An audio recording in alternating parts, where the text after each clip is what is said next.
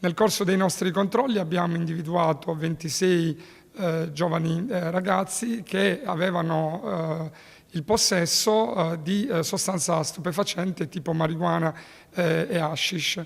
Militari delle Fiamme Gialle tra i binari della stazione ferroviaria di Treviso che con i cani antidroga hanno intercettato giovanissimi in possesso di stupefacenti.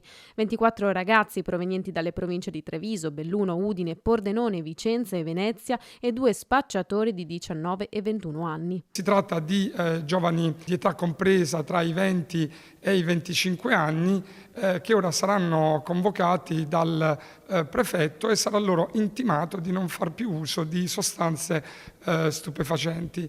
Per 2 dei soggetti individuati presso la stazione di Treviso è anche scattata la denuncia penale. 3 i minorenni trovati in possesso di sostanze stupefacenti che sono stati per questo affidati ai genitori, tra loro anche un quindicenne. Monitorare luoghi come la stazione di Treviso è uno dei nostri obiettivi, in quanto ci consente anche di intercettare sostanze immesse anche di recente nel mercato. Tra queste anche il fentanyl, droga letale che dall'America centrale sta pian piano arrivando anche in Europa. Alle operazioni hanno contribuito anche le unità cinofile Escort e Jersey in forza alla Guardia di Finanza di Treviso. L'operazione è cominciata a maggio e intensificata nei periodi di fine e inizio delle scuole, ha come finalità la prevenzione e la repressione dello spaccio e detenzione di sostanze stupefacenti. È importante per i cittadini segnalare al numero di pubblica utilità